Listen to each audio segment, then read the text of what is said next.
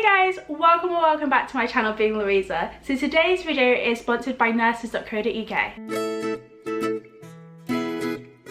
Nurses.co.uk are an online website where you can find all things nursing, from job posts to blog posts, and the midwifery section is expanding with us. So today's video is going to be part one of a midwifery Q&A. I asked you guys over on Instagram and on my community section of my channel what you guys wanted to know about midwifery. I was like, free for all, go ahead as long as it's midwifery related.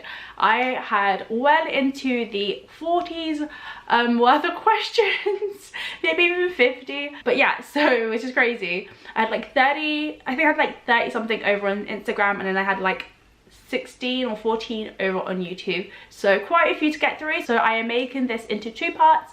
The second part will be coming out in August, probably on August 6th, because I'm thinking about doing Veda.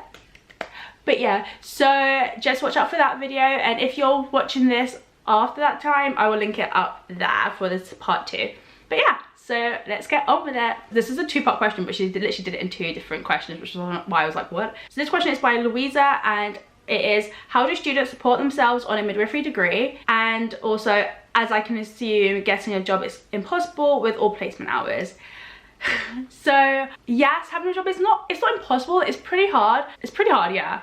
Most students, especially if they are from my year or lower, we all have the student finance loan. Unless they've already had a degree, then yeah, they gotta fend for themselves.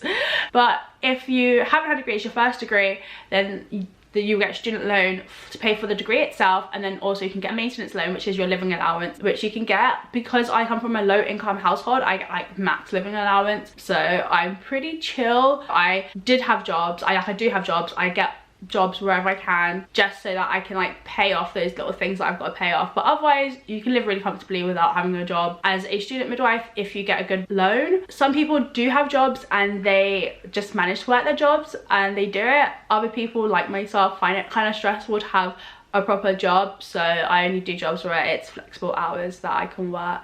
And yeah, I hope that answers your question. This is by C. Williams.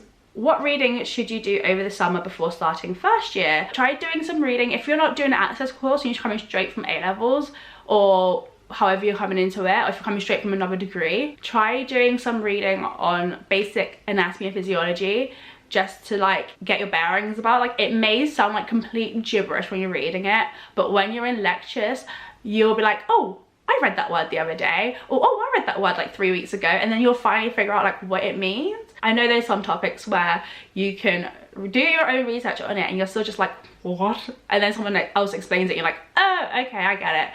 So maybe do some anatomy and physiology reading up. This one's by someone called Student Midwife. Have you ever experienced bullying on placement? No, I have not. I've done a video, which I'll link up there again, about bullying within midwifery, but I personally have never experienced it. What have you found to be the hardest thing of your degree? The placement hours and having essays due when you're on placement. Oh, I hate that. Like, absolutely, that is what's been stressing me out the last couple of weeks. I've had to get an extension and mitigating circumstances for 2 of my essays because I was stressing out so much and my anxiety was flaring up and I was just getting all in my head and I was getting really like sad and like it wasn't good, okay? Oh, that was by Hermione. This is by Grace. How can you prepare yourself mentally for the role of a midwife? Love you, BTW.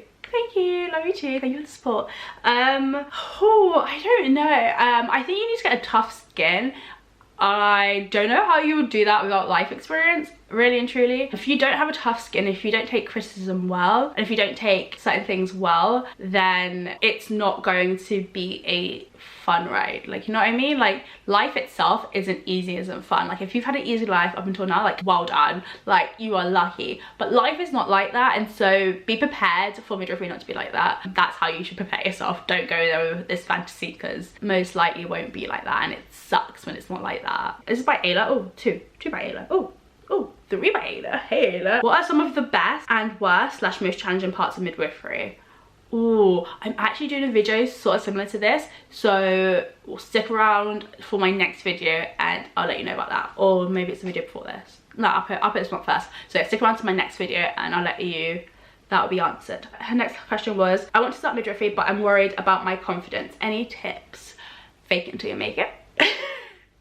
I feel like that's like my tip in just like even interviews. I'm like, fake it till you make it if you have to. I don't know how else to work on your confidence. Like, but for me, there's a part in like the PAD, which is our practice assessment document, and like there's like these values, and like you have to say like which ones you struggle with or which ones you think you need to work on most, whatever. And consistently for the last 2 years, it's always been like I don't feel confident enough, or I feel like I could be more confident in talking to women and their family. Like, that's just something I feel like I could be more confident in. Because if you guys have ever met me in person or seen me in person, I am an awkward person. I'm slightly weird. No, I'm more than slightly. I'm weird and I am slightly awkward. And it's just, yeah. And I don't like to talk a lot all the time. Like, these videos may seem like I do. To be fair, if I like the topic we're talking about, if I'm like passionate about it, I can talk for a decade. But otherwise, I am an introvert at heart. Like, I don't like to talk. Sometimes I like to be silent, and that's kind of awkward in a birthing room. So and obviously that's like my confidence. I just didn't feel confident enough sometimes to speak. So the only way you can work on that is by challenging yourself to do it. So fake it until you make it. It's like interviews. At first, when I was like 16, I was nervous to interview, but then, you know, I faked it until I made it. I had a alter ego. I'm not gonna say the name because it's one of my cousin's names, but I would go into that mode. She don't take no crap. Like, she was a little more ratchet than I am. Well, very much more ratchet than I am. And like, she was kind of like no sorry. And yeah, and I kind of like just went into that mode. And yeah, so that's my thing. It's like fake it to make it, basically. How do you deal with the stress and high demands of the course? I cry. I go to counselling. I have a really good support system. I have a really close friend on the course with me. I have friends outside of the course, which really does help. And yeah, that's pretty much for me, because I'm not a big person on going out. So yeah, no. But otherwise, those things. But if you are a person that goes out, like, treat yourself to going out. Oh, I go on holidays. Like, I make it a priority to go on a holiday. Take me days. Even like yesterday, I was supposed to film all my videos and edit them, and I didn't. Instead, I went for a walk with my mum. I then slept the rest of the day because I just come off of 2 night shifts, and then I watched the lunar eclipse, which was freaking awesome. Like, what? So cool. That's like, I treated myself instead of like, and I didn't even stress about it. Like, I didn't stress that I didn't do any of the work I was supposed to do. Like, I'm doing it today, and then I'm going to start my next essay today. So yeah, just like take me days if you have to. But yeah, this one is by Student Midwife again. Oh, she has 2. She starts this one off with, sorry, I have a trillion questions, lol. How many essays do you hand in each year? So every university is going to be different, but with my course at my university, we have about 3 essays a year, 3 to 4 essays a year, a practical exam and an online exam. Yeah, that's what this year's been like. 3 essays and those exams this year. Last year we had the practical exam, which is at OSCE, online exam, and then I think 2 essays or maybe 3 essays. I can't even remember. It was that much stress. But yeah, so you have roughly about that much, or at least at my uni. Every uni again is different. Could you describe a typical day in the community? Also, what are you supposed to wear? So again, every trust is different. My first day I just wore a uniform because I like, even though like the second and third years had told me like it's okay to wear your normal clothes, I was like, I just want to wear my uniform first day, and then my mentor can tell me what I can wear and what I can't wear, or like I can ask my mentor what I can wear. So again, everywhere's different. Just like double check with your mentor. Just go in your uniform and then double check. And then community, again, every trust is different. Some trusts, they have only antenatal community and then a separate postnatal community. Some trusts, it's antenatal and postnatal together, so you can do like antenatal clinic in the morning, and then after lunch you can do your postnatal clinic, or you can go like on home visit. So yeah, it's different wherever you are. I love community in general, and I love doing postnatal visits at home because I love seeing people in their own environment, and I'm slightly nosy. But yeah, so that's kind of like how it is, and it's usually about 8, I think, until 6. I'm saying this all wrong. I haven't done community in like a year, so I have no idea, but it's roughly around those hours. It's like normal office hours basically. This one's by Mariah, and it's, do you find communication with patients easy and tell some tips. As I've just mentioned, no I do not, because I am awkward and a bit weird. So no, I don't find it easy, except sometimes I just connect with someone and you just can't help it when you connect with someone, like it just happens. Like I had this lady who, I don't know how it happened, we just started talking about certain things and we started laughing and it was easy, but then otherwise it's not. And it was so funny because we started talking about animals and it was the weirdest thing. But we started talking about animals giving birth, and then we just started talking about animals in general, and then she taught me stuff about penguins and it was amazing. But yeah, so that was a weird conversation to have with a lady I'm looking after, but sometimes that happens because you just connect with someone, you're like, oh, you're my people. Otherwise I can't give you any tips because trust me, I'm still trying to figure it out myself. I think it's just taking a deep breath and going, you know as much as you do, and if you don't know something, just say, I'm not sure, but I can double check with my mentor, because I personally respect it when my healthcare professionals actually are honest with me and tell me I have no idea. But yeah, so this one's by Lizzie and she asks, what's the hardest part of the degree? I think again, like as I said before, like it's having essays due in when you have placement, or like you have an essay due in when you have a study week but you've just been on placement for the past month, and it's like I can't do an essay in a week. I physically can't, like my dyslexia does not allow it and my way my brain works does not allow it.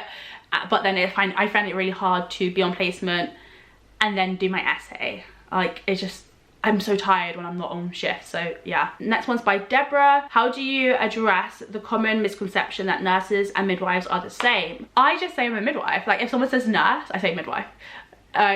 Literally, like it's one of those things, like I'm so used to, like from school, people have been saying my name wrong. They always say Louise instead of Louisa. And at first I was always like Louisa. Like they'll say Louise and I'm like, oh. So I'm like that with this. Like if someone says the nurse, I say midwife. But yeah, like it's not bashing nurses. Like some nurses in certain areas do a lot. If someone like says it, I'm like, I just go, well, it's nice that we just look after healthy women a lot of the time. But otherwise I just brush it off really. I just do my job. This one is from Days of a Dove. How has second year been compared to first year? I'll be a second year in 2 months and everyone says it's way harder. I think the jump, for me, it felt like a huge jump because we only had 3 weeks off, then like a week of uni or 2 weeks of uni, and then I was on placement. So it was weird because it was technically like a month difference from my last placement ending to my first placement of second year starting. I was like, not much has happened in there. I've just been working that whole month off and like crying. So my skill knowledge has not grown that much. But people expect you to be like so much more knowledgeable. So yeah, that's like the only thing I feel like that's really been tough.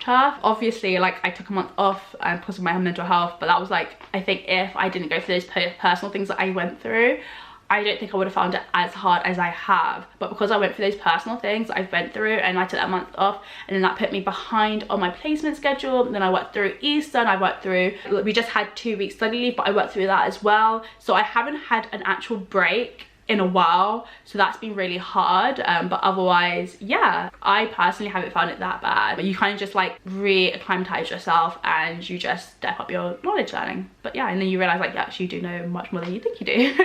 Anyway, I'm gonna end this part because on my camera it says 20 minutes and that's ridiculously long, and I still got way more questions to go. So I'm gonna end this part and stick around for part 2 to see if your question has been answered. And until next time, keep on being you. If you like this video, give it a thumbs up, comment down below with any questions or suggestions, and don't forget to subscribe to get weekly updates. Bye!